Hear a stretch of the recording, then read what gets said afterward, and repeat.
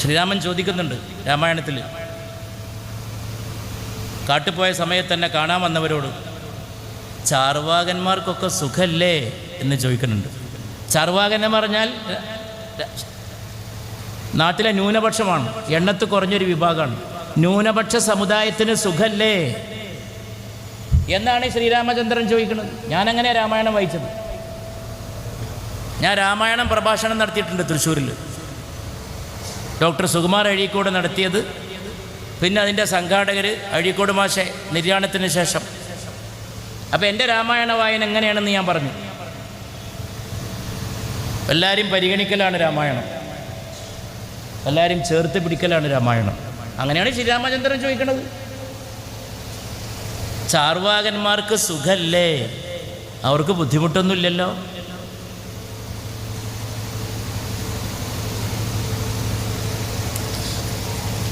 അതുകൊണ്ട് ഇതൊക്കെ നമുക്ക് കാണാൻ കഴിയണം. ദുരിതങ്ങളുടെ ലോകമാണ്. കഴിഞ്ഞ ദിവസം ഇവിടെ ഒരു കുട്ടിയെയും കൊണ്ട് പിതാവ് കല്യാണത്തിന് പോയി. കുട്ടി പറഞ്ഞു, വാപ്പ എനിക്കൊന്ന് പാത്തണം, മൂത്രിക്കണം. മോനെ അവിടെ ഇരുന്നോന്ന് പറഞ്ഞു. ഒരു വാഹനം വന്നു, ബാപ്പായുടെ മുമ്പിൽ വെച്ച് കുട്ടിയെ ചതച്ചരച്ചങ്ങ് പോയി. ഒരു കുഴപ്പമില്ലല്ലോ, വാഹനാപകടം നിറഞ്ഞാൽ ഒക്കെ തീർന്നു. അതിനിടയിൽ ഒരു മാഷ് കയറിയിട്ട് ഒരു ഡോക്ടർ പെൺകുട്ടിയെ കുത്തിക്കൊന്നു. മാഷന്മാരാന്ന് വിചാരിച്ച ആരാ? ദിവ്യന്മാരാ? അങ്ങനെ ധാരണ ഉണ്ടോ? എന്നാൽ അതും തിരുത്തുക. എല്ലാവർക്കും കൊടുക്കണം നീതിബോധവും ധർമ്മബോധവും കാരുണ്യബോധവും. മാഷന്മാർക്കും ക്ലാസ് കൊടുക്കണം. ഒരു മാഷ് ഡോക്ടറെ കുത്തിയ നാടിനെയാണ് ആ കൂട്ടർ ഞങ്ങൾ ദൈവത്തിൻ്റെ സ്വന്തം നാട് എന്ന് പറയുന്നത്. ഷെയിംഫുൾ.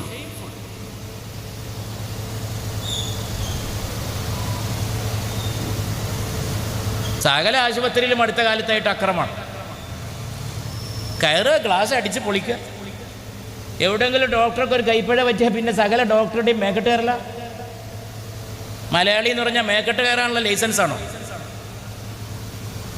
മലയാളി എന്ന് പറഞ്ഞാൽ ആരുടെയും മേക്കെട്ട് കയറാനുള്ള ലൈസൻസാണോ? ഇപ്പൊ പിന്നെ പുതിയൊരു സാധനം വന്നിട്ടുണ്ട്, മയക്കുമരുന്ന് അഡിക്റ്റാണ്. പിന്നെ കേസിൻ്റെ ഗൗരവം അവസാനിച്ചു. ഇനിയിപ്പോൾ മാഷ് മയക്കുമരുന്നുകാരനാവും. ഇപ്പം തന്നെ ആവുന്നുണ്ട്. അങ്ങനെ വൈകി പോകാറില്ല പരിപാടികൾക്ക്. പക്ഷേ ഇന്ന് പുറപ്പെടുമ്പോൾ നമ്മൾ ഈ പൊതുരംഗത്താണ്. അവിടെ വീട്ടിലൊരു വലിയൊരു സംഘം ആളുകളൊരു വലിയ വിഷയം, ഒരു ചർച്ച, അതിൽ പങ്കെടുത്ത് നീണ്ടുപോയതല്ല, ഇറങ്ങാൻ പറ്റാത്തൊരു സാഹചര്യം ഉണ്ടായി. നീണ്ടൊന്നും പോയിട്ടില്ല, അത് നിങ്ങൾ ക്ഷമിക്കണം. നിങ്ങൾ പലരും നേരത്തെ എത്തിക്കാണും, ഞാനും തന്നെ അതുകൊണ്ടൊന്നും കഴിച്ചിട്ടൊന്നുമില്ല, നേരത്തെ പുറപ്പെട്ടു പോന്നതാണ്. ഈ സദസ്സിൽ എത്തിച്ചേരാൻ സാധിച്ചതിൽ വളരെ വലിയ സന്തോഷമുണ്ട്. എനിക്കിവിടെ ഒന്നേ പറയാനുള്ളൂ, ഇതുപോലുള്ള സംരംഭങ്ങളാണെന്ന് എല്ലാ നാട്ടിലും ആവശ്യം, എല്ലാ പ്രദേശത്തും. പ്രാദേശികമായിട്ട് തന്നെ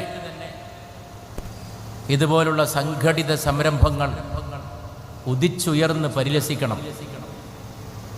അത് നാടിൻ്റെ ആവശ്യമാണ്,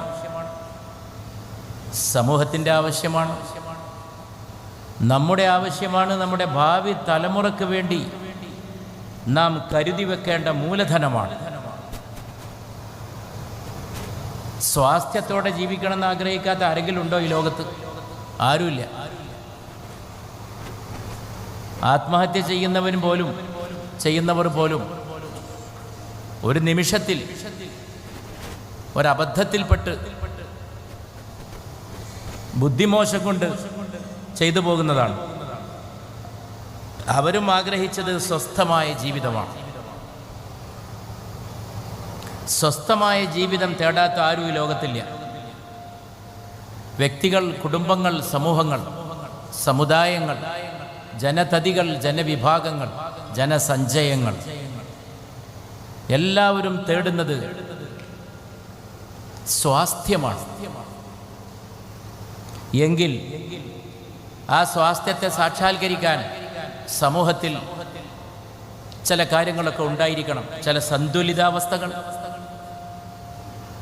ചില സഹിഷ്ണുതാപരമായിട്ടുള്ള വ്യവഹാരങ്ങൾ,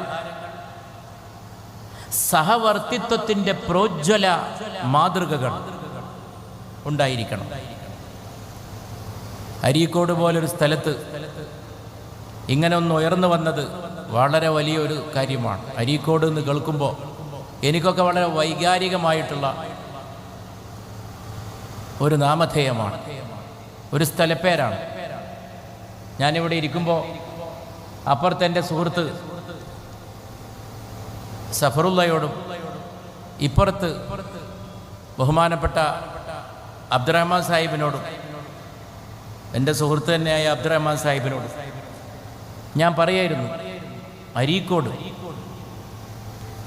എന്ന് കേൾക്കുമ്പോൾ ഞാൻ ഉടനെ ഓടിയെത്ത എൻ്റെ പ്രീ ഡിഗ്രി കാലത്തേക്കാണ്,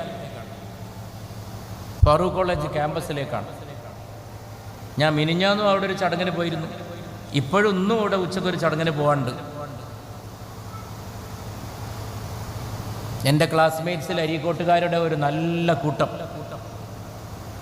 ഹോസ്റ്റലിൽ എൻ്റെ അപ്പുറത്തും ഇപ്പുറത്തൊക്കെ അരീക്കോട്ടുകാർ. ഇതാണ് അരീക്കോടിനോടുള്ള എൻ്റെ ആദ്യത്തെ സമ്പർക്കം. അരീക്കോടിൻ്റെ മറ്റു പ്രത്യേകതകളൊന്നും ഞാൻ അരീക്കോട്ടുകാരോട് പറയുന്നതിൽ അർത്ഥമില്ല. വിദ്യാഭ്യാസത്തിൽ, സാമൂഹികമായ ഉണർവിൽ, രാഷ്ട്രീയമായ അവബോധത്തിൽ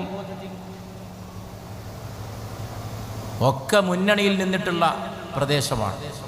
മലപ്പുറം ജില്ലയിലെ പ്രത്യേകതകളുള്ള ഓരോ പ്രദേശത്തിനും ഒരു പ്രത്യേകത കാണും. ആ പ്രത്യേകതകളൊക്കെ നിലനിർത്തണം. വലിയ വലിയ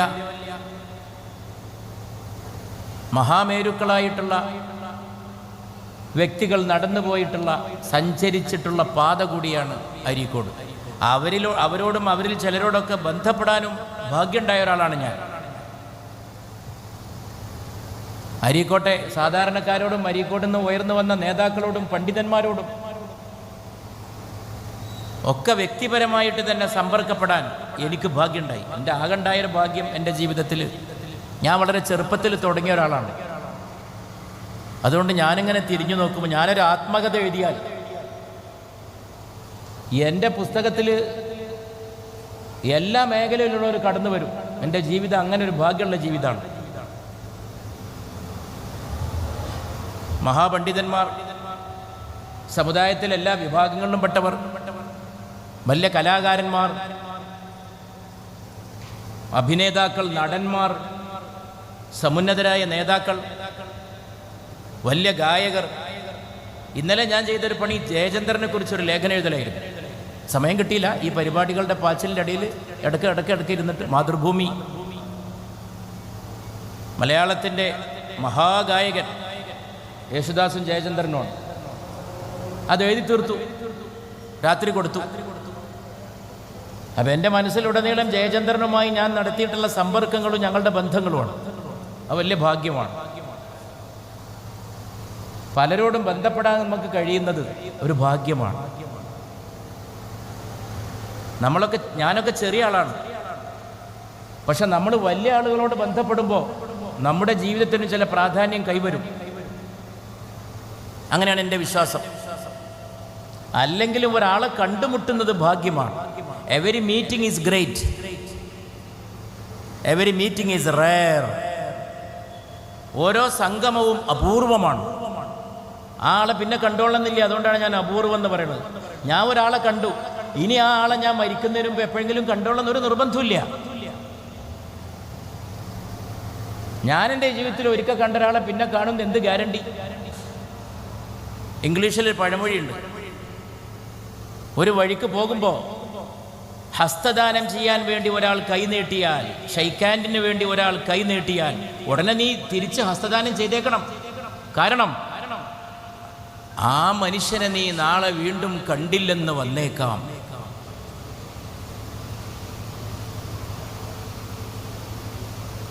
ഞാൻ ആ മനുഷ്യനെ നാളെ ഹസ്തദാനം ചെയ്യാൻ ഞാൻ ബാക്കിയാവണം, ആ മനുഷ്യൻ, ആ സഹോദരൻ ബാക്കിയാവണം, ഞങ്ങൾ വീണ്ടും കണ്ടുമുട്ടണം. ബാക്കിയായിട്ടും കാര്യമില്ല.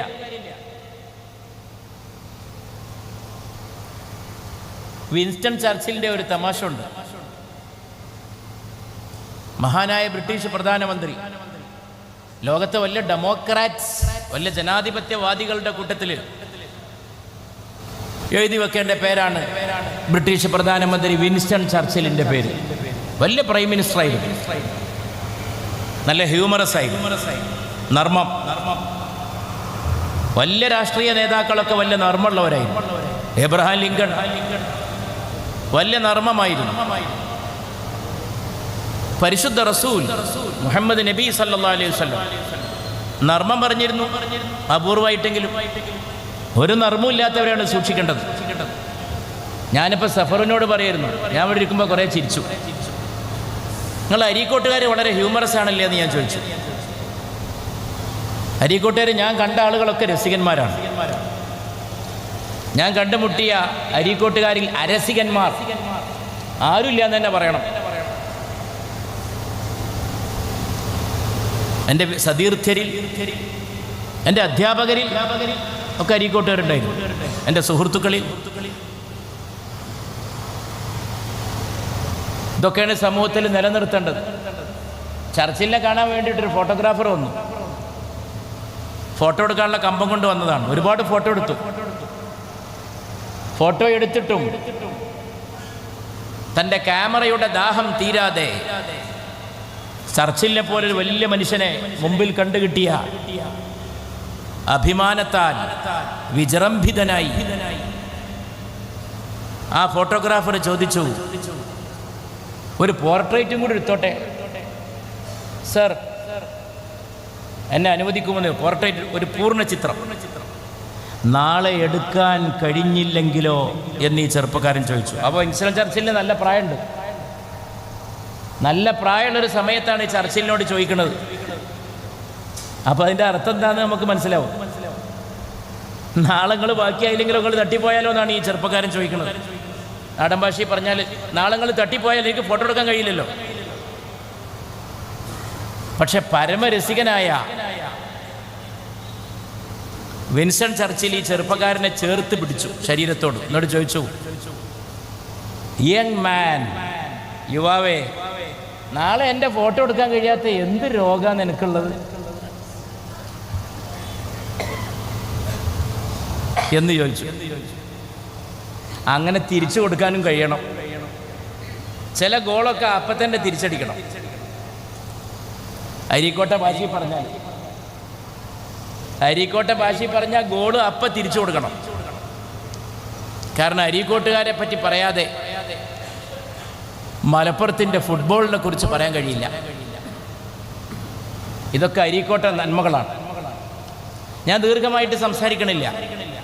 പ്രത്യേകിച്ച് ആദരണീയനായ ഫാദർ വളരെ നേരത്തെ എത്തിച്ചേർന്നിട്ടുണ്ട്. ഉണ്ണീഷൻ നമ്പൂതിരി അവറുകൾ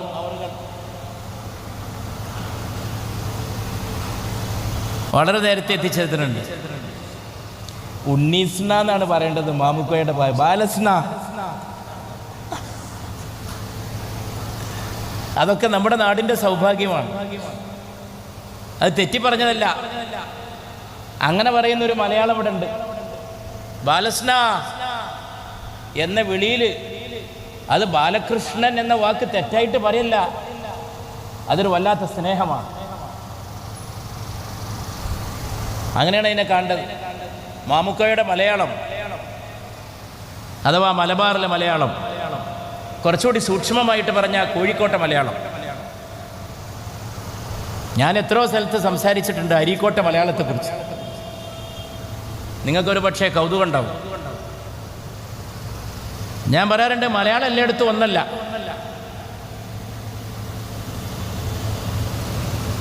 മലയാളം പോലും ഒന്നല്ല. പിന്നെ എന്തിനാണ് ഇതിൻ്റെയൊക്കെ പേരിൽ തർക്കം?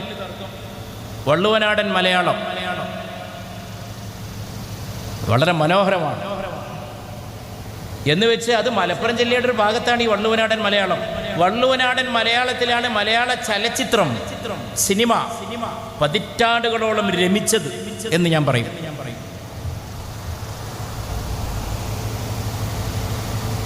അപ്പം അതൊക്കെ മാറി.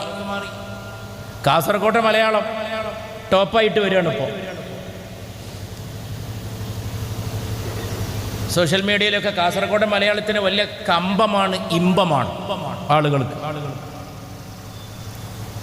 അങ്ങനെയുള്ള മാറ്റങ്ങൾ. ആലപ്പുഴത്തെ മലയാളമല്ല കൊല്ലത്ത്, എറണാകുളത്ത് ആലുവയിലെ മലയാളമല്ല മട്ടാഞ്ചേരിയിൽ, തൃശ്ശൂരിലെ മലയാളം വ്യത്യസ്തമാണ്. കോഴിക്കോട്ട് കുറ്റിച്ചിറയിലെ മലയാളമല്ല മറ്റു ചില പ്രദേശങ്ങളിൽ. നാദാപുരത്തെ മലയാളമല്ല കുറ്റിച്ചിറയിലെ മലയാളം. മലപ്പുറത്ത് എൻ്റെ മലയാളമല്ല എൻ്റെ കോട്ടക്കലെ മലയാളമല്ല അരീക്കോട്ടെ മലയാളം. ചില വ്യത്യാസങ്ങൾ. കോട്ടക്കലെ മലയാളമല്ല തിരൂരിലെ മലയാളം. എൻ്റെ പെങ്ങൾ മൂത്ത താത്തയെ തിരൂരിലേക്കാണ് കെട്ടിച്ചത് എൻ്റെ ചെറുപ്പത്തിൽ. കുറച്ച് മാസം കഴിഞ്ഞ് താത്ത വന്നപ്പോൾ താത്തയുടെ സംസാരം കേട്ടപ്പോൾ ചില വ്യത്യാസങ്ങൾ. തിരൂര് പോയി വന്നപ്പോൾ തിരൂരിലെ ചൊവ്വ. കോട്ടക്കലും തിരൂരും തമ്മിൽ വളരെ കുറഞ്ഞ അകലെയുള്ളൂ. എന്താ ഞാൻ ഇതിലൂടെ പറയാൻ ശ്രമിക്കുന്നത്?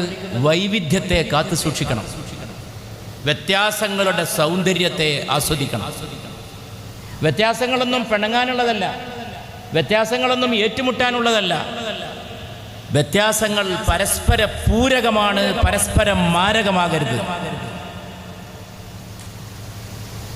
ഒക്കെ രസമാണ്, എല്ലാം ഒരുപോലെ. അതിലെന്ത് ചന്തം. എൻ്റെ തൃശ്ശൂർക്കാരൻ സുഹൃത്ത്, എൻ്റെ വളരെ അടുത്ത സുഹൃത്താണ് തൃശ്ശൂരിലെ പ്രതാപൻ. ഇവിടെ എൻ്റെ പ്രിയ സ്നേഹിതൻ അഷറഫ് സ്വാഗത പ്രസംഗത്തിൽ എടുത്തു പറഞ്ഞ പലരും പലപ്പോഴും പറയാറില്ല, ഒരു ദിവസം ഒരാളെങ്കിലും എന്നോട് അമ്മ പ്രസംഗത്തെ പറ്റി പറയാറുണ്ട്. എല്ലാ ദിവസവും ഒരാളെങ്കിലും ഒക്കെ കരഞ്ഞ് സങ്കടപ്പെട്ടിട്ടാണ് പറയാം. ആ പ്രസംഗം ചെയ്തിട്ട് വർഷങ്ങളായി. അത് എൻ്റെ പ്രസംഗത്തിൻ്റെ മികവല്ല, അതിലെ വിഷയമാണത്. അമ്മയാണ്, മാതാവാണ്. മാതാവാണ് ഈ മനുഷ്യൻ്റെ ഏറ്റവും വലിയ വികാരം. ആ യോഗത്തിൻ്റെ സംഘാടകർ ഒരാളായിരുന്നു പ്രതാപൻ. പ്രതാപൻ്റെ സംസാരം ഞാൻ ശ്രദ്ധിച്ച് കേൾക്കും. ഞാൻ സ്നേഹപ്രതാപൻ എന്നാണ് പ്രതാപനെ വിളിക്കുക. വളരെ സ്നേഹമുള്ള എൻ്റെ സുഹൃത്താണ്, വളരെ ഉറ്റമിത്രമാണ്. പ്രതാപൻ സംസാരിക്കുമ്പോൾ ഞാൻ ശ്രദ്ധിച്ച് കേൾക്കും. തൃശ്ശൂരിലെ മലയാളം, ഇതൊക്കെ ആസ്വദിക്കപ്പെടേണ്ടതാണ്. ഇതൊക്കെ ആസ്വദിക്കണം. വ്യത്യാസങ്ങളെ സംഘർഷത്തിനുള്ള ഉപകരണമാക്കാം, സംഘടനകൾക്കുള്ള ഉപാധിയാക്കാം, അതിനെ ഒരു സൗന്ദര്യശാസ്ത്രമാക്കി വികസിപ്പിക്കുകയും ചെയ്യാം. അതൊരു സൗന്ദര്യശാസ്ത്രമാണ്. എല്ലാവരും ഒറ്റ ഭക്ഷണം കഴിച്ചുകൊണ്ടിരുന്നാൽ ഈ ലോകത്തിന് എന്ത് കാര്യം? നമ്മൾ തന്നെ എല്ലാ ദിവസവും അല്ല, ഭക്ഷണത്തിന് വൈവിധ്യം ഉണ്ടാവണം. ഭക്ഷണത്തിന് വൈവിധ്യം ഉണ്ടാവണം. ഡ്രസ്സ് എല്ലാവരും ഒന്നണിഞ്ഞാൽ, കേരളത്തിൽ എൻ്റെ ചെറുപ്പത്തിലൊന്നും ഈ ചൂടിദാർ, ശരിക്കത് ചൂടിദാറാണ്, ചൂരിദാർ എന്നും പറയാം. ചുടി, വള, ചൂരി, വളയണിഞ്ഞവൾ, അങ്ങനെയാണ് ആ ഡ്രസ്സിൻ്റെ പേര് വരുന്നത്. അതൊരു ഉത്തരേന്ത്യൻ വസ്ത്രധാരണ രീതിയാണ്. അതെങ്ങനെ ഉണ്ടായിന്ന് ചിന്തിക്കുന്നവർക്ക് മനസ്സിലാവും. അല്പം ആലോചിച്ചാൽ ശരീരത്തിൻ്റെ മിക്ക ഭാഗങ്ങളും മറക്കുന്ന സ്ത്രീയുടെ വേഷവിധാനമാണ് ചുരിദാർ. അപ്പോൾ അതൊരു പ്രത്യേക സമുദായത്തിൽ നിന്ന് വന്നതായിരിക്കും എന്നുള്ളത് ഉറപ്പാണ്. എന്നിട്ട് ആ സമുദായം മാത്രമാണോ ഇവിടെ നിന്ന് ചുരിദാർ അണിയണത്? ഇന്ത്യ വ്യാപകമായി അതിനെ സ്വാഗതം ചെയ്തു. നെഹ്റു അണിഞ്ഞിരുന്ന പൈജാമ ഷെർവാനി അതൊരു പ്രത്യേക സമുദായത്തിൽ നിന്ന് വന്നതാണ്. ഞാനീ പറഞ്ഞ രണ്ട് സമുദായം മുസ്ലിം സമുദായമാണ്. ഈ രണ്ട് ഡ്രസ്സും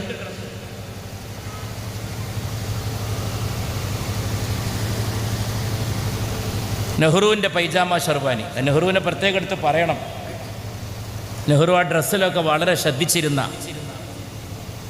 അഴകായ പ്രധാനമന്ത്രി, ഇന്ത്യയുടെ ആഴമായ പ്രധാനമന്ത്രി, അതാണ് ജവഹർലാൽ.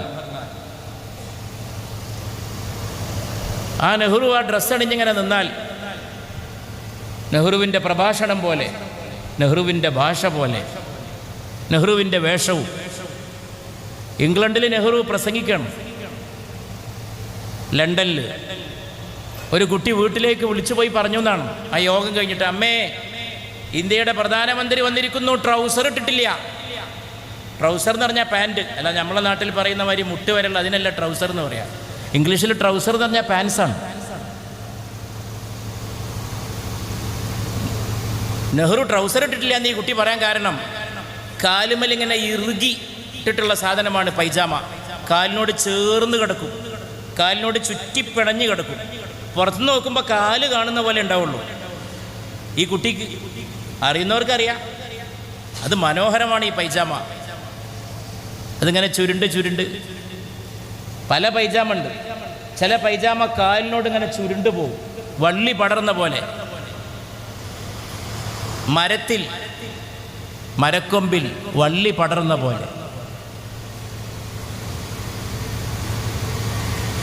അപ്പം നെഹ്റു ഒരു പാൻറ് ഇട്ടിട്ടില്ല എന്നാണ് ഈ കുട്ടിക്ക് തോന്നിയത്. ആ വേഷവിധാനം അതൊക്കെ അവിടെ ഇരിക്കട്ടെ. ആദരണീയനായ ഫാദർ, ഞാനൊരു തമാശ പറഞ്ഞോട്ടെ. സഫറുദ്ദീൻ ഞാനും തമ്മിൽ ഫാദറെ വേഷത്തെപ്പറ്റി ഇഷ്ടംപോലെ ഈ വേഷം ഞാൻ കണ്ടിട്ടുള്ളതാണ്, നമ്മളൊക്കെ കാണുന്നതാണ്. ഞാൻ ഇഷ്ടംപോലെ ക്രൈസ്തവ സമ്മേളനങ്ങളിൽ പോയിട്ടുള്ള ഒരാളാണ്. ക്രൈസ്തവ ഫാദർമാരുടെ സമ്മേളനത്തിൽ പോലും ഞാൻ പോയിട്ടുണ്ട്, എന്നെ ക്ഷണിച്ചിട്ടുണ്ട്. ഫാദർമാരുടെ അഖില ലോക സമ്മേളനത്തിലേക്ക് എൻ്റെ ക്രൈസ്തവ സഹോദരങ്ങൾ എന്നെ ക്ഷണിച്ചിട്ടുണ്ട്. അത് യൂട്യൂബ് കിടക്കുന്നുണ്ട് എൻ്റെ സംസാരം. അതോ ഭാഗ്യമാണ്, ഇതൊക്കെ ഭാഗ്യമാണ്. മനുഷ്യന്മാരെ കാണുന്നത് ഭാഗ്യമാണ്, ഒന്നിച്ചിരിക്കുന്നത് ഭാഗ്യമാണ്, പരിചയപ്പെടുന്നത് ഭാഗ്യമാണ്, കണ്ടുമുട്ടുന്നത് ഭാഗ്യമാണ്. അതുകൊണ്ടാണ് പരിശുദ്ധ റസൂൽ തിരുനബി മുഹമ്മദ് നബി എപ്പോഴും ഉണർത്തിയത് സല്ലല്ലാഹു അലൈഹി വസല്ലം, നീ എല്ലാവരെയും ഗ്രീറ്റ് ചെയ്യൂ, അഭിവാദ്യം ചെയ്യൂ എന്നാണ് പറയുന്നത്. മതം കൊണ്ട് നടക്കുന്നവരെല്ലാവരും കൂടി അതിനെ പല രീതിയിൽ വ്യാഖ്യാനിച്ചിട്ടുണ്ടാവും. ഞാൻ ആ വ്യാഖ്യാനങ്ങൾക്കൊന്നും എനിക്ക് താല്പര്യമില്ല. ഞാനതിൻ്റെ സ്പിരിറ്റിലേക്ക് നോക്കൂ. ഗ്രീറ്റ് എവരിബഡി, ഇതാണ് മുഹമ്മദ് നബി പറഞ്ഞത്. എല്ലാവരെയും അഭിവാദ്യം ചെയ്യൂ സല്ലല്ലാഹു അലൈഹി വസല്ലം. അതിൻ്റെ സംഘടനാപരമായ വ്യാഖ്യാനങ്ങളൊക്കെ എന്നെ സംബന്ധിച്ച് അപ്രസക്തമാണ്. അങ്ങനെയുള്ള വ്യാഖ്യാനങ്ങളൊന്നും നബി ഉദ്ദേശിച്ചതല്ല, അത്ര എനിക്ക് പറയാനുള്ളൂ. സല്ലല്ലാഹു അലൈഹി വസല്ലം. എല്ലാവരും ഇന്ന് പറഞ്ഞാലെല്ലാം പെട്ടു, ബുദ്ധിയുള്ളവന് മനസ്സിലാവും. എല്ലാവരെയും മദീനയിലേക്ക് തിരുനബി കടന്നു വരികയാണ്. ഞാൻ എൻ്റെ സംസാരം ദീർഘിപ്പിക്കല്ല, അങ്ങനെ ഒന്ന് രണ്ട് കാര്യം പറഞ്ഞ് അവസാനിപ്പിക്കാം.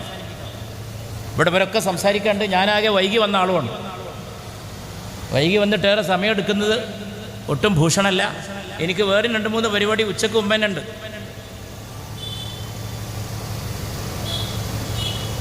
പ്രിയപ്പെട്ടവരെ, തിരുനബി എന്താ പറയണമെന്ന് എല്ലാവരും കൗതുകത്തോടെ നോക്കി. ഹിജ്റ, മക്കയിൽ നിന്ന് ഹിജ്റ വരികയാണ്, മദീനയിലേക്ക് പ്രവേശിക്കുകയാണ്. ആദ്യം പറയുന്നത് എന്താ നോക്കാൻ എല്ലാവരും സാകൂതം ശ്രദ്ധിക്കണം. നാട്ടുകാർ മുഴുവനും യഥ്രിബ് വാസികൾ ദൈവദൂതരെ സ്വാഗതം ചെയ്യാൻ വേണ്ടി ഒരുങ്ങുകയാണ്. അവർ പാട്ട് പാടുന്നുണ്ട്. ആ പാട്ട് ലോകപ്രസിദ്ധമാണ്. പൂർണ്ണചന്ദ്രൻ ഉദിച്ചിരിക്കുന്നു എന്ന് പറഞ്ഞിട്ടാണ് അവർ സ്വാഗതം ഗാനം പാടിയത്. ഈത്തപ്പനയുടെ മുകളിൽ വരെ മനുഷ്യന്മാർ കയറിയെന്നാണ് നബി വരുന്നത് ദൂരെ നിന്ന് കാണാൻ സല്ലല്ലാഹു അലൈഹി വസല്ലം. കുട്ടികളും മക്കളും സ്ത്രീകളൊക്കെ ഇറങ്ങിയിട്ടുണ്ട്. ആദ്യം വന്നിട്ട് എന്താ പറയണമെന്ന് നോക്കി. ഇതായിരുന്നു ആദ്യം പറഞ്ഞത്, അത്ഇമു തആം, ആളുകളെ ഭക്ഷണം കഴിപ്പിക്കൂ, മനുഷ്യന്മാർക്ക് അന്നം കൊടുക്കൂ, ആഹാരം കൊടുക്കൂ. വഫ്ശുസ്സലാം, എല്ലാവരെയും അഭിവാദ്യം ചെയ്യൂ. ഇതിനേക്കാളും വലിയൊരു സന്ദേശമുണ്ടോ എന്നും പറയാൻ? അതിനല്ലേ എന്നും അന്നം കൊടുക്കൂ, അഭിവാദ്യം കൊടുക്കൂ. എന്നെ സംബന്ധിച്ച് ലോകത്തിലെ പ്രശ്നങ്ങളൊക്കെ തീർന്നു. അന്നം കൊടുക്കൂ, അഭിവാദ്യവും കൊടുക്കൂ. എല്ലാവരെയും അഭിവാദ്യം ചെയ്യൂ. എൻ്റെ പഠനത്തിൽ പരിശുദ്ധ റസൂൽ സല്ലല്ലാഹു അലൈഹി വസല്ലം മനുഷ്യന്മാരെ അഭിവാദ്യം ചെയ്യാൻ പറഞ്ഞ ഒരു സ്ഥലത്തും നിങ്ങൾ മനുഷ്യരെ അഭിവാദ്യം ചെയ്യൂ എന്ന് പറഞ്ഞതായി ഞാൻ കണ്ടിട്ടില്ല. പിന്നെ ഞാൻ എന്താ കണ്ടത്? ഞാൻ കണ്ടത് അഭിവാദ്യത്തെ വ്യാപകമാക്കൂ എന്നാണ്. അങ്ങനെയാണ് നബി പറഞ്ഞിരിക്കുന്നത് സല്ലല്ലാഹു അലൈഹി വസല്ലം. അഭിവാദ്യത്തെ വ്യാപിപ്പിക്കൂ. വഫ്ശുസ്സലാം, അഭിവാദ്യത്തെ പരത്തൂ.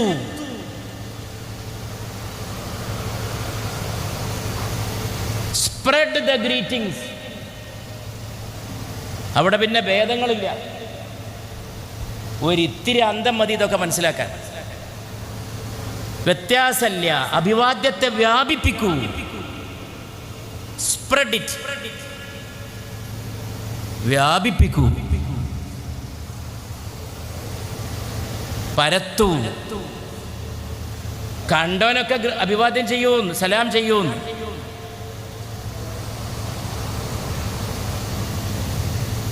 നബി പറഞ്ഞ ആ വാക്ക് പുണ്യമുള്ള വാക്കായി. ഇന്ത്യ വരെ അതിനെ സ്വീകരിച്ചു. ഇന്ത്യയിലെ ഇടതുപക്ഷ പ്രസ്ഥാനം ഇന്ന് ഉപയോഗിക്കുന്ന വാക്ക് ലാൽ സലാം എന്നാണ്. സലാം, ഇതൊക്കെ അതിന് വന്നതാണ്. നമുക്ക് അറിവിനെ പിൻപറ്റാൻ കഴിയുമെങ്കിൽ, നമുക്ക് അന്വേഷണങ്ങളെ പിൻപറ്റാൻ കഴിയുമെങ്കിൽ ഇതൊക്കെ മനസ്സിലാവും. അത് കൈകാര്യം ചെയ്യുന്നവരും മനസ്സിലാക്കണം, അല്ലാത്തവരൊക്കെ മനസ്സിലാക്കണം. സലാം, ഈ വാക്ക് എങ്ങനെ ഉണ്ടായി എന്നുള്ള കാര്യത്തിൽ സംശയമില്ലല്ലോ. അങ്ങനെ പല കാര്യങ്ങളും. സ്വാതന്ത്ര്യ സമരത്തിൻ്റെ മുദ്രാവാക്യമായിരുന്നു ഇൻക്ലാബ്. അറബിയാണ് ഇൻക്ലാബ്. ഉറുദു ആണ്, ഹിന്ദിയാണെന്നൊക്കെ പറയും. ശരിയാണ്, ഉറുദു ഹിന്ദിയൊക്കെ അറബിയിൽ നിന്ന് വന്നിട്ട് ആയതാണ്. Originally it is pure Arabic. വെള്ളം ചേർക്കാത്ത അറബിയാണത്. ഒരു തുള്ളി വെള്ളമില്ലേ, ശുദ്ധ അറബി വാക്കാണത്. ഇൻക്ലാബ്, മാറ്റം, വിപ്ലവം, പരിവർത്തനം. ഈ ഇൻക്ലാബ് എന്നൊരാൾ പറയുമ്പോൾ അറബി വാക്കാണ് ഈ ഉച്ചരിക്കുന്നത്. അത് സ്വാതന്ത്ര്യ സമര മുദ്രാവാക്യമാണ്. അതും എല്ലാവരും മനസ്സിലാക്കണം.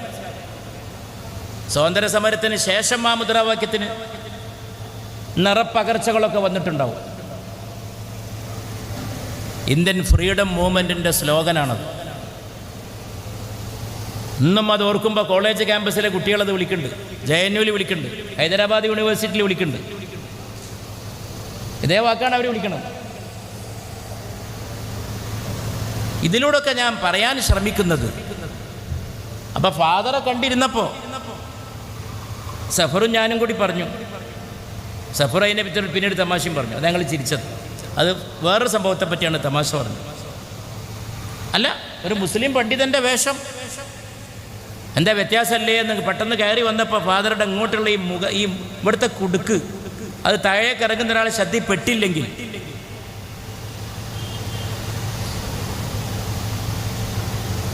എന്താ ഇപ്പം വ്യത്യാസം?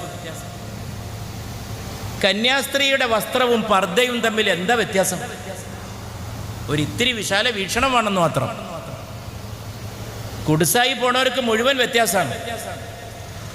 കന്യാസ്ത്രീയായ സഹോദരിമാർ അവർ സ്കൂളിൽ ടീച്ചറായിട്ട് തന്നെ വർക്ക് ചെയ്യുന്നുണ്ട്. പിന്നെപ്പോൾ അങ്ങനെ ഒരു വേഷം ഒരു കുട്ടി സ്കൂളിലിട്ട് വന്നതിന് എന്തിനാ അത്ര വലിയ കുഴപ്പമുണ്ടായത്? അടുത്ത സംസ്ഥാനത്ത് എത്ര ആലോചിച്ചിട്ട് മനസ്സിലാവണില്ല.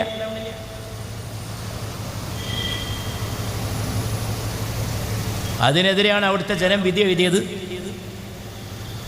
ആ നടപടിക്രമങ്ങൾക്കെതിരെ, അത്തരം കാര്യങ്ങൾക്കെതിരെ. അതെന്തോ ആവട്ടെ, ഞാൻ അത്തരം വിശദാംശങ്ങളിലേക്ക് പോണില്ല. അന്വേഷിച്ച് ചെന്നാൽ ഇതൊക്കെ ഇതേ വെള്ള നിറം, വെള്ളയാണ്. വെള്ളമില്ലാത്ത അപൂർവ നിറവും ചില ക്രൈസ്തവ പാതിരിമാർ, പുരോഹിതന്മാർ, പണ്ഡിതന്മാർ, ബഹുമാന്യരായിട്ടുള്ളവർ അവരണിയാറുണ്ട്. അതൊക്കെ കാണുമ്പോൾ രസമാണ്. എനിക്കത് രസമാണ്. എനിക്ക് ക്രിസ്ത്യാനികൾ ഉണ്ടാക്കുന്ന അപ്പവും രസമാണ്. വട്ടയപ്പം നല്ല സോഫ്റ്റായിരിക്കും. ഞാനത് ഇഷ്ടം പോലെ കഴിച്ചിട്ടുണ്ട്. പരിപാടി അവർ ക്രൈസ്തവ സുഹൃത്തുക്കൾ പലഹാരത്തിലൊക്കെ വളരെ നിയന്ത്രണമുള്ള ആളാണ് ഞാൻ. പക്ഷെ അതെനിക്കിഷ്ടമാണ്. എനിക്ക് ഹിന്ദു സഹോദരങ്ങൾ ഉണ്ടാക്കുന്ന, മറ്റുള്ളവരുണ്ടാക്കിയാൽ ശരിയാകാഞ്ഞിട്ടില്ല, സാമ്പാർ ഓരോരുത്തരും ഉണ്ടാക്കണം. സാമ്പാർ ഈ മലപ്പുറത്ത് ഉണ്ടാക്കിയാൽ അതൊരു കണക്കാണ്. നിങ്ങളാ മറ്റേതിനെ ഉണ്ടാക്കിയാൽ മതി, മീൻചാറും.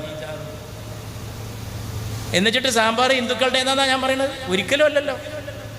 ഞാൻ ആശ്രമങ്ങളിൽ നിന്ന് ഇഷ്ടം പോലെ സാമ്പാർ കഴിച്ചിട്ടുണ്ട്. സാമ്പാറിൻ്റെ വെള്ളം കുടിക്കും അവസാനം, ചാറ്. ഞാൻ ഗുരു നിത്യ ചൈതന്യതയോടൊപ്പം കുറേ സഞ്ചരിച്ച ഒരു മനുഷ്യനാണ്. ആശ്രമങ്ങളിൽ പോയിട്ട് പാർത്തിട്ടുണ്ട്. എൻ്റെ വീട്ടിലൊന്ന് ഗുരുവും പാർത്തിട്ടുണ്ട്. ഒന്നും അല്ലാത്തൊരു കാലം, ഞാൻ എൻ്റെ ജീവിതത്തിൽ ആഘോഷിച്ച കാലം. അത് ഗുരു നിത്യ ചൈതന്യതയെ അറിയണം, അദ്ദേഹത്തിൻ്റെ പുസ്തകങ്ങൾ വായിക്കണം. കലാകാരനായ സന്യാസി, മഹാപണ്ഡിതൻ. ഭഗവത്ഗീത വ്യാഖ്യാനം, ബൃഹദാരണ്യകോപനിഷത്ത് വ്യാഖ്യാനം, ബൈബിൾ വ്യാഖ്യാനം, അവസാനത്തെ പുസ്തകം ഖുർആനെക്കുറിച്ച്, അതാണ് ലാസ്റ്റ് ബുക്ക്. അങ്ങനെ പല പുസ്തകങ്ങളും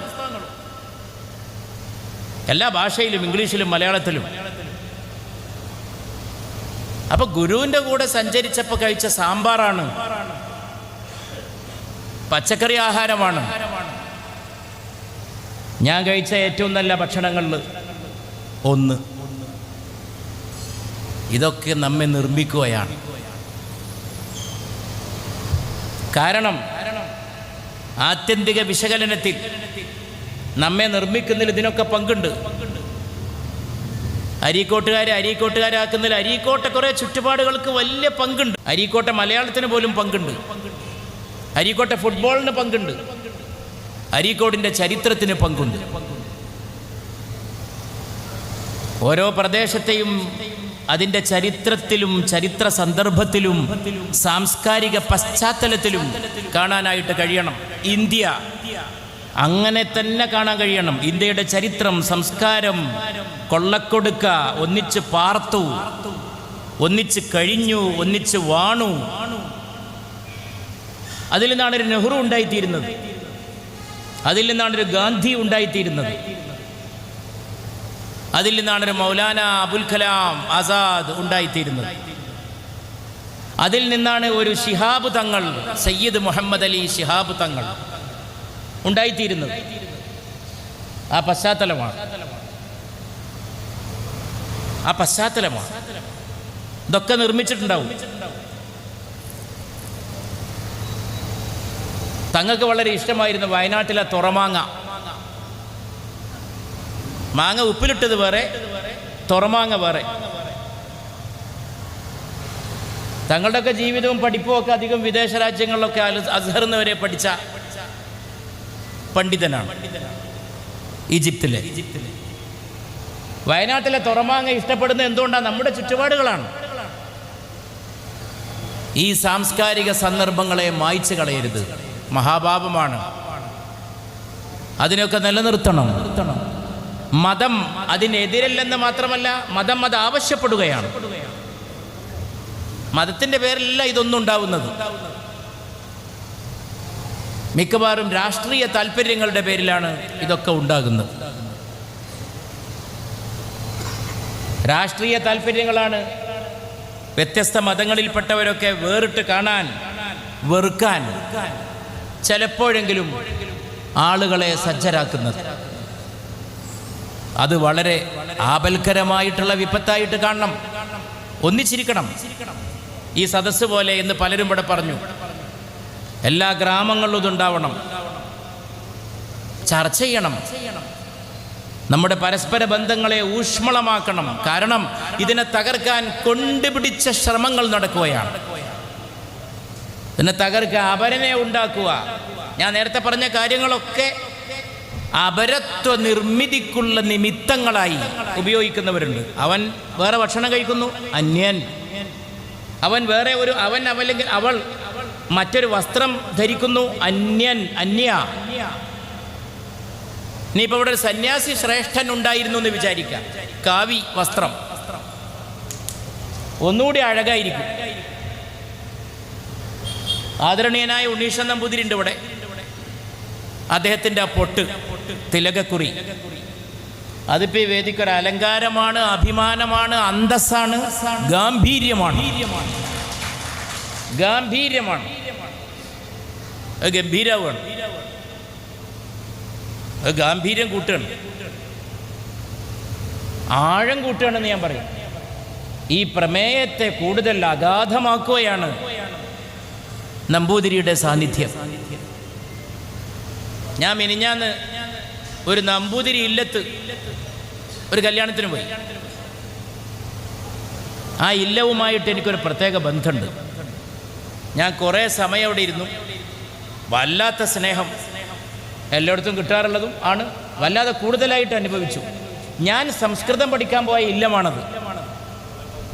എൻ്റെ ചെറുപ്പത്തിൽ ഞാൻ സംസ്കൃതം പഠിക്കാൻ വേണ്ടി പോയത് ആ ഇല്ലത്തേക്കാണ്. അവിടുത്തെ നമ്പൂതിരി അദ്ദേഹമാണ് എൻ്റെ സംസ്കൃതം ഗുരുനാഥൻ. ഞാൻ എത്രയോ സ്ഥലത്ത് എൻ്റെ ഗുരുനാഥനെ പറ്റി സംസാരിച്ചിട്ടുണ്ട്.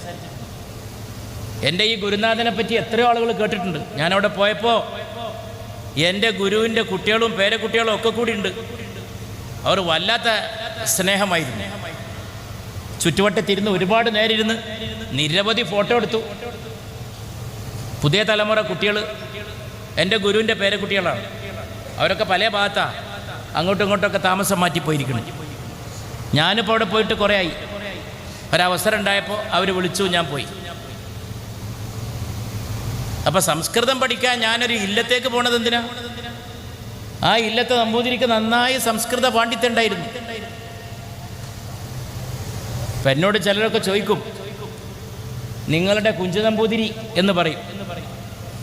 അത് മാറാക്കരയിലെ ഈ മനയിലെ നമ്പൂതിരിയെക്കുറിച്ചാണ് ചോദിക്കുക. കാരണം എൻ്റെ പ്രസംഗമൊക്കെ ആളുകൾ കേട്ടിട്ട് ചോദിക്കണതാണ്. ഞാൻ എൻ്റെ ഗുരുവിനെ പറ്റി ധാരാളം പറഞ്ഞിട്ടുണ്ട്.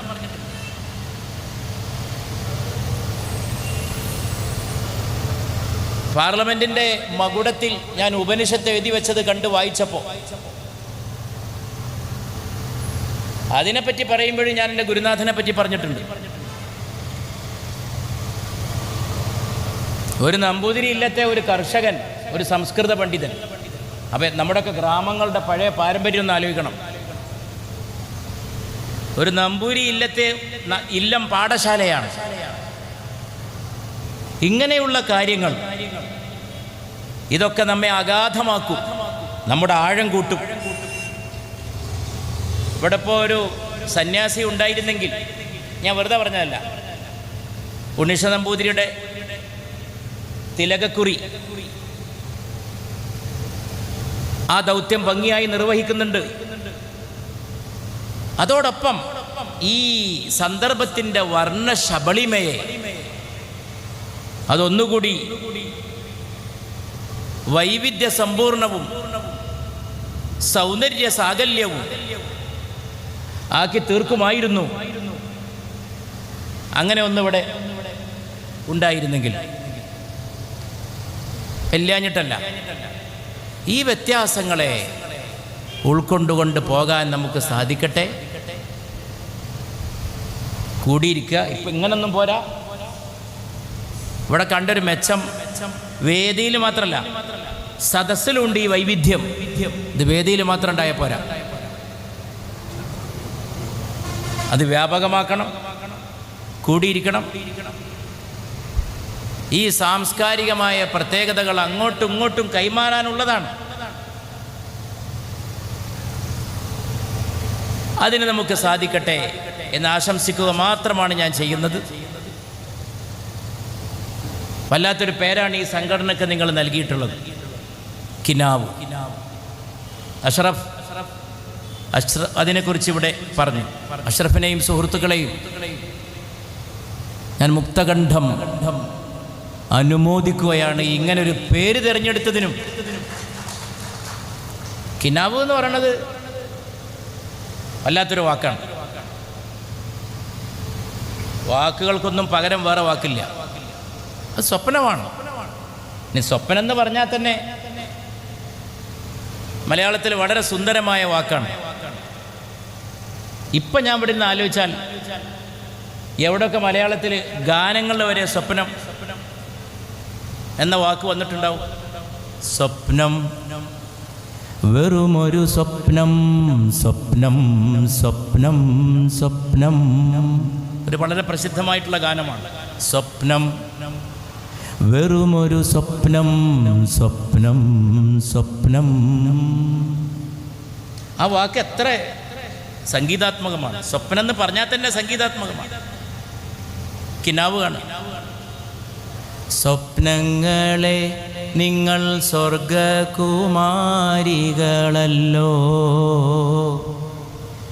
മറ്റൊരു ഗാനശകലം എനിക്ക് ഓർമ്മ വരികയാണ്. സ്വപ്നം സ്വപ്നം കാണും പെണ്ണേ, സ്വർഗം തേടും കണ്ണേ.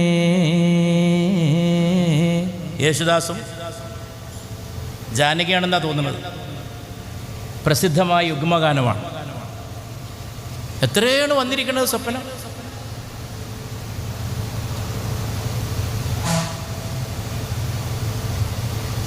അതിനേക്കാളൊക്കെ എനിക്ക് ഇഷ്ടം സ്വപ്നങ്ങൾ അലങ്കരിക്കും നമ്മുടെ വീടു കണ്ട് സ്വർഗം നാണിക്കുന്നു എന്നും, സ്വർഗം നാണിക്കുന്നു.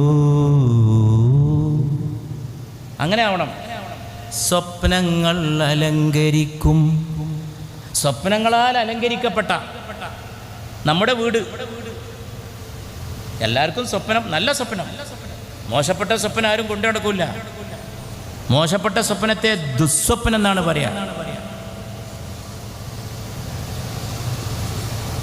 ഭീകര സ്വപ്നം എന്നാണ് പറയാ.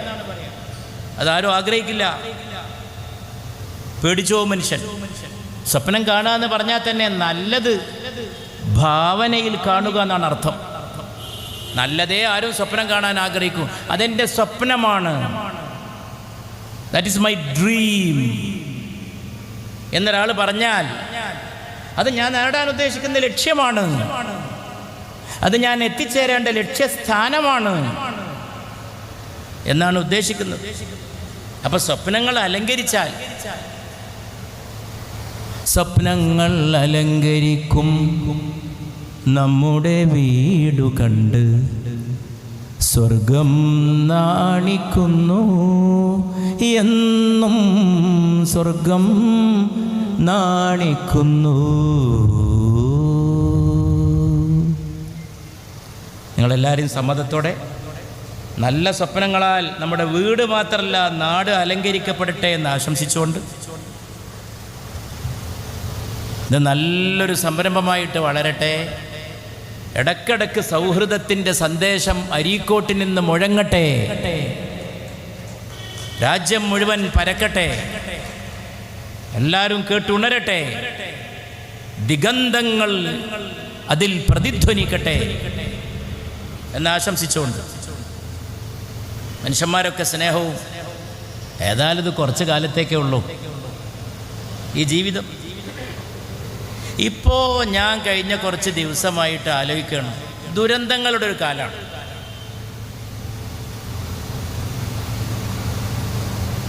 ഞാനൊരു സെൻസിറ്റീവായ മനുഷ്യനാണ്.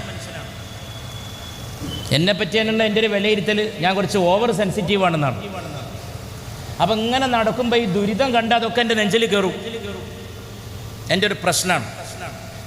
എൻ്റെ ഡോക്ടർ മൊയ്തു ഡോക്ടർ, കോഴിക്കോട്ടെ ഡോക്ടർ വർഷങ്ങൾക്കും പറഞ്ഞു, നിങ്ങളെല്ലാം നിങ്ങളെ ചെസ്റ്റിലേക്ക് എടുക്കരുത്, എല്ലാം നെഞ്ച് കയറ്റരുത്. ഞാൻ എപ്പോഴും മൊയ്തു ഡോക്ടറെ കാണുമ്പോൾ അത് പറയും. പക്ഷെ നമുക്ക് ചെസ്റ്റിലേക്ക് എടുത്തുകൊണ്ടാണ് നമ്മുടെ നന്മ. ഇപ്പം എൻ്റെ പ്രസംഗം കേട്ട ആളുകൾ കരഞ്ഞതൊക്കെ നിങ്ങൾ ഇവിടെ തന്നെ അനുസ്മരിച്ചു. അങ്ങനെ വികാരം കേൾക്കുന്നവർക്ക് തോന്നുന്നത് ഇതെൻ്റെ ഹൃദയത്തിൽ നിന്ന്, എൻ്റെ ഉള്ളിൽ നിന്ന് വരുന്നതുകൊണ്ടാണ്. അപ്പം നമുക്ക് ചെസ്റ്റിലേക്ക് എടുക്കണം. ചെസ്സിലേക്ക് എടുക്കുന്ന ഒരു കുഴപ്പമില്ല, അതൊരു നന്മയാണ്. ഇന്നലെ ഞാൻ വൈകിട്ട് കേട്ട ഒരു വിവരം, ഒരു കുട്ടി മദ്രസ വിട്ട് വരുമ്പോൾ റോഡ് പണി നടക്കുന്ന നേരത്തുള്ള ക്രെയിന്, ഓരോരോ ദുരിതവും അപകടം ഉണ്ടാകുന്ന രീതി നോക്കണം. ക്രെയിന് വയറ്റത്തൂടെ ഉണ്ട് പോയി, കുട്ടിയുടെ അരക്ക് കീഴ്പ്പെട്ട് ശരീരം ഇല്ലാതായി എന്ന് പറയണം. ഇതാണ് ഇന്നലെ വൈകുന്നേരം ഞാൻ കേട്ടത്. അപ്പം ഞാൻ ആ പിതാവിനെ വിളിച്ചു. ആദ്യമൊക്കെ അദ്ദേഹത്തിനോട് ചിരിച്ച് സംസാരിച്ചു. ഞാൻ ആശ്വസിപ്പിച്ചു.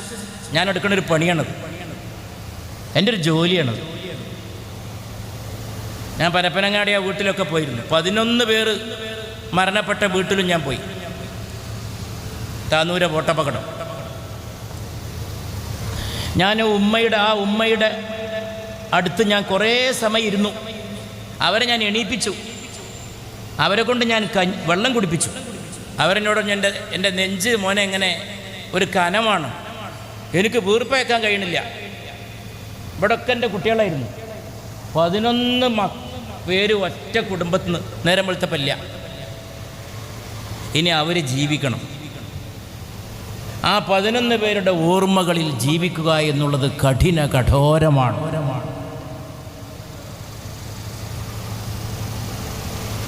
അതിനേക്കാളും ഞാൻ വിഷമിച്ചത്, ഇതൊന്നും പറയാൻ തന്നെ കഴിയില്ല, ആ പോലീസുകാരനായ സഹോദരൻ്റെ വീട്ടിൽ പോയിട്ടാണ്. ഈ 11 പേര് മരിച്ചെടുത്ത് പോയത് സഹിക്കാം. ആ കുട്ടിയെ കണ്ടതോടെ എൻ്റെ ഇവിടെ വന്നില്ലെങ്കിൽ എത്ര നന്നായിരുന്നു എന്ന് ഞാൻ എന്നെ കൊണ്ടുപോയ അബ്ദുറഹ്മാൻ കുട്ടിയോട് ചോദിച്ചു. അവിടുത്തെ മുസ്ലിം ലീഗിൻ്റെ നേതാവായ എൻ്റെ സുഹൃത്ത് അബ്ദുറഹ്മാൻ കുട്ടി, ഞാനിവിടെ വരരുതായിരുന്നു. ഈ കുട്ടിയുടെ കണ്ണിലേക്കാണ് എൻ്റെ നോട്ടം.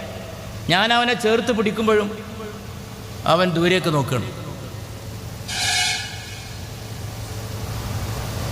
പിന്നെ ഞാൻ കേട്ടതൊക്കെ എനിക്കെൻ്റെ ചെസ്റ്റിലേക്ക് മാത്രം കയറ്റി വെക്കാൻ കഴിയുന്ന കാര്യമാണ്. ഇവൻ്റെ വാപ്പ, മരണപ്പെട്ട പോലീസുകാരൻ, പിതാവിൻ്റെ ഖബർ സന്ദർശനത്തിന് സിയാറത്തിന് പോകുമ്പോൾ, ദുആ ചെയ്യാൻ പോകുമ്പോൾ, സലാം ചൊല്ലാൻ പോകുമ്പോൾ കുട്ടിയെ കൂടെ കൊണ്ടുപോകും ബാപ്പയുടെ ഖബറിങ്കിലേക്ക്. എന്നിട്ട് പറയും, മോനെ നിൻ്റെ ഒപ്പം മരിച്ചാലും നീ ഇത് തന്നെ ചെയ്യണം. അങ്ങനെ പഠിപ്പിച്ചു കൊടുത്ത പോലീസുകാരനാണ് മരിച്ച പിതാവ്. ഉപ്പാൻ്റെ കൈ പിടിച്ച് വല്യാപ്പാൻ്റെ ഖബറിങ്ങ പോയ കുട്ടി ഇന്ന് വാപ്പാൻ്റെ ഖബറിങ്ങ പോവാണ്. കുട്ടി പോയിക്കൊണ്ടിരിക്കാൻ നടക്ക്. അപ്പം ഞാൻ പറഞ്ഞു, എന്നാലും നിങ്ങളാണ് ഒറ്റയ്ക്ക് അയക്കരുത്. അപ്പം ഞാൻ അവരോടൊക്കെ പറഞ്ഞത് കുട്ടികളെ ശ്രദ്ധിക്കണം എന്നാണ്. അതിനുശേഷം താന്നൂര് ഓലപ്പീടികയിൽ പോയപ്പോഴും ഞാനൊരു കുട്ടിയെ കണ്ടു. അവൻ്റെ മൂക്കിൻ്റെ അറ്റത്തൊക്കെ വിയർപ്പ് തുള്ളികൾ ഞാൻ കണ്ടു. മൂക്കിൻ്റെ അറ്റത്തെ വിയർപ്പ് തുള്ളി അവൻ്റെ അകത്തുള്ള ആദിയാണ്.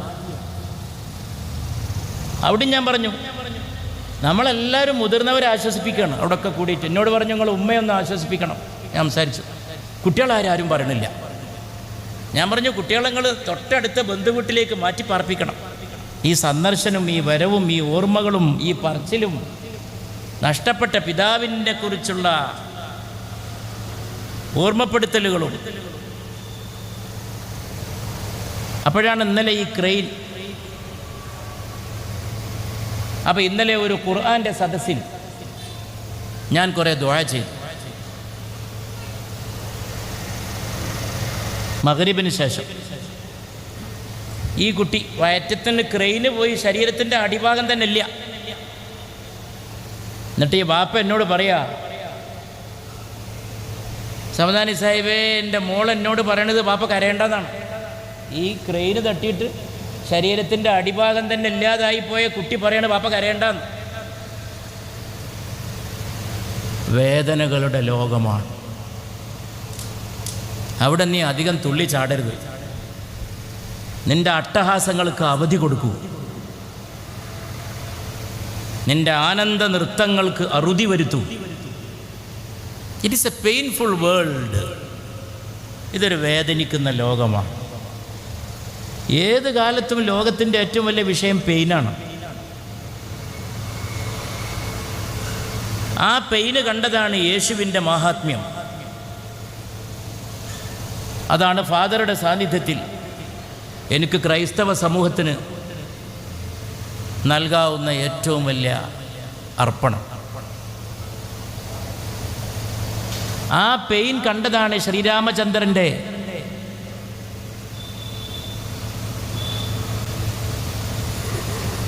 മാനസവിലാസം.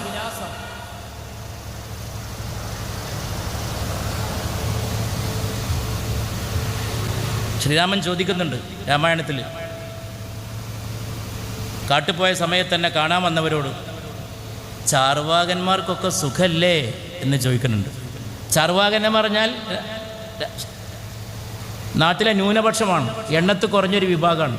ന്യൂനപക്ഷ സമുദായത്തിന് സുഖല്ലേ എന്നാണ് ശ്രീരാമചന്ദ്രൻ ചോദിക്കുന്നത്. ഞാനങ്ങനെ രാമായണം വായിച്ചത്. ഞാൻ രാമായണം പ്രഭാഷണം നടത്തിയിട്ടുണ്ട് തൃശ്ശൂരിൽ. ഡോക്ടർ സുകുമാർ അഴീക്കോട് നടത്തിയത്, പിന്നെ അതിൻ്റെ സംഘാടകർ അഴീക്കോട് മാഷെ നിര്യാണത്തിന് ശേഷം. അപ്പോൾ എൻ്റെ രാമായണ വായന എങ്ങനെയാണെന്ന് ഞാൻ പറഞ്ഞു. എല്ലാവരും പരിഗണിക്കലാണ് രാമായണം, എല്ലാവരും ചേർത്ത് പിടിക്കലാണ് രാമായണം. അങ്ങനെയാണ് ശ്രീരാമചന്ദ്രൻ ചോദിക്കുന്നത്, ചാർവാകന്മാർക്ക് സുഖല്ലേ, അവർക്ക് ബുദ്ധിമുട്ടൊന്നുമില്ലല്ലോ.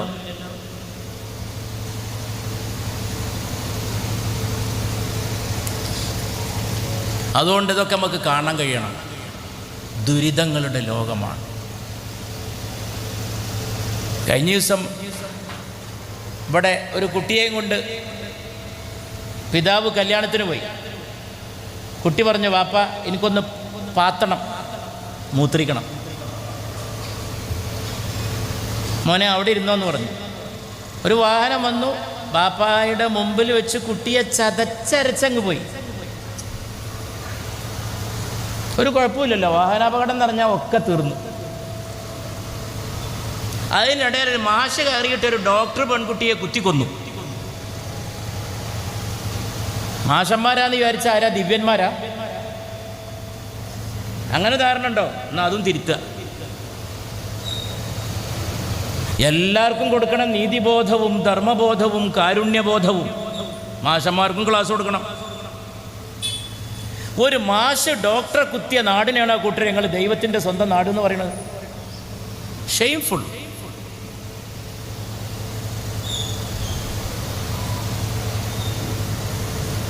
സകല ആശുപത്രിയിലും അടുത്ത കാലത്തായിട്ട് അക്രമമാണ്. കയറുക, ഗ്ലാസ് അടിച്ച് പൊളിക്കുക. എവിടെയെങ്കിലും ഡോക്ടർക്ക് ഒരു കൈപ്പഴ പറ്റിയാൽ പിന്നെ സകല ഡോക്ടറുടെയും മേക്കെട്ട് കയറില്ല. മലയാളി എന്ന് പറഞ്ഞാൽ മേക്കെട്ട് കയറാനുള്ള ലൈസൻസാണോ? മലയാളി എന്ന് പറഞ്ഞാൽ ആരുടെയും മേക്കെട്ട് കയറാനുള്ള ലൈസൻസാണോ? ഇപ്പം പിന്നെ പുതിയൊരു സാധനം വന്നിട്ടുണ്ട്, മയക്കുമരുന്ന് അഡിക്റ്റാണ്. പിന്നെ കേസിൻ്റെ ഗൗരവം അവസാനിച്ചു. ഇനിയിപ്പോൾ മാഷ് മയക്കുമരുന്നുകാരനാവും, ഇപ്പം തന്നെ ആവുന്നുണ്ട്. പക്ഷേ പോയവർക്ക് പോയി. വന്ദനയുടെ അച്ഛനും അമ്മക്കും പോയി. ഒരു നഷ്ടപരിഹാരവും ഒരു നഷ്ടത്തിനും പരിഹാരമല്ല എന്നാണ് ഞാൻ പറയാറുള്ളത്. ഒരു നഷ്ടപരിഹാരവും ഒരു നഷ്ടത്തിനും പരിഹാരമല്ല. അവരെന്നെ മരിക്കണവരെ മകളുടെ ദുഃഖത്തിൽ ആ അമ്മയും അച്ഛനും മുഖാമുഖം നോക്കുക, രണ്ടാളും പരസ്പരം നോക്കുക, ദിനരാത്രങ്ങൾ അങ്ങനെ കഴിക്കുക. നമുക്ക് ആശ്വസിപ്പിക്കാം. അങ്ങനെയുള്ള ഒരു ലോകത്ത് നമ്മളായിട്ട് ദുരിതം ഉണ്ടാക്കരുത്. കുറഞ്ഞ കാലേ ഉള്ളൂ. മനുഷ്യന്മാരിടയിലൊക്കെ സ്നേഹം പറയാം, ആരും വെറുക്കാതിരിക്കുക. നാരായണഗുരു പറഞ്ഞ മാതിരി, പ്രിയം അപരൻ്റെ അതൻ പ്രിയം, മറ്റുള്ളവൻ്റെ പ്രിയമാണ് എൻ്റെ പ്രിയം എന്ന് വരുത്താമോ എന്ന് നോക്കണം എന്ന് മാത്രം പറഞ്ഞുകൊണ്ട് അരീക്കോട്ടെ ഈ ഇന്നത്തെ പ്രഭാതം, ഇപ്പോൾ സംഗതി ഉച്ചയോടെ അടുത്തെങ്കിലും ഇതൊരു പ്രഭാതത്തിൽ തുടങ്ങാൻ ഉദ്ദേശിച്ച ഒരു പരിപാടിയാണ്. ഈ സുപ്രഭാതം എന്നെന്നും പ്രചോദനാത്മകമാകട്ടെ, പ്രകാശം പരത്തുന്നതാകട്ടെ എന്ന് ആശംസിച്ചുകൊണ്ട് എൻ്റെ സ്നേഹിതൻ അഷ്റഫിനും സഹപ്രവർത്തകർക്കും ഷൗക്കത്ത് അലി സാഹിബിനും അവരുടെ നേതൃത്വത്തിൽ നടക്കുന്ന എല്ലാ സംഗതികൾക്കും ആശംസകൾ നേർന്നുകൊണ്ട് ഒരപരാധം ചെയ്യാൻ എന്നെ അനുവദിക്കണം. എനിക്കൊരു സ്കൂളിൽ പോയിട്ട് കൊണ്ടോട്ട് EMBA കോളേജിലും പോയിട്ട് ഫറൂഖ് കോളേജിൽ എത്തണം.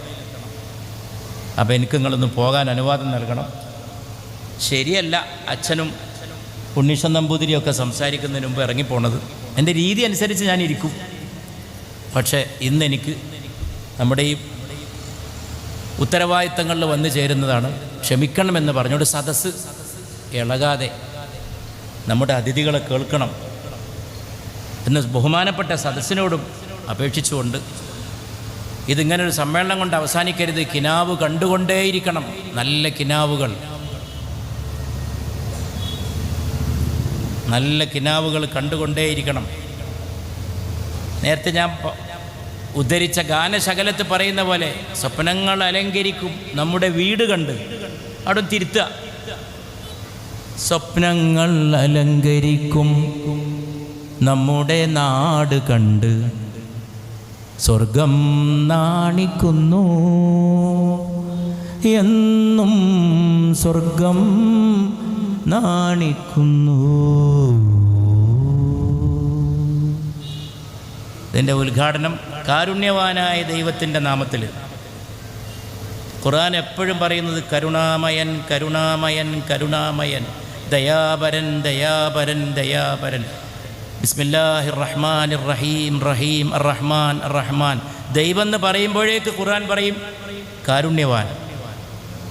ദൈവം എവിടെ പറയുന്നോ ഖുർആൻ പറയും ദയാപരൻ ദയാപരൻ ദയാപരൻ. ആ കാരുണ്യവാൻ്റെ തിരുനാമത്തിൽ എല്ലാവർക്കും ഒന്നിച്ച് ഉൾക്കൊള്ളാവുന്നൊരു വിശ്വാസ പ്രമാണമാണ്. എൻ്റെ ബഹുമാനപ്പെട്ട ഫാദർക്ക്, എൻ്റെ ബഹുമാനപ്പെട്ട ഉണ്ണീഷൻ നമ്പൂതിരിക്ക് കാരുണ്യവാനായ ദൈവത്തിൻ്റെ കാര്യത്തിൽ ഞങ്ങൾക്കാർക്കും നമുക്കൊന്നും ഒരു തർക്കമില്ല. ദൈവം കാരുണ്യവാനാണ്.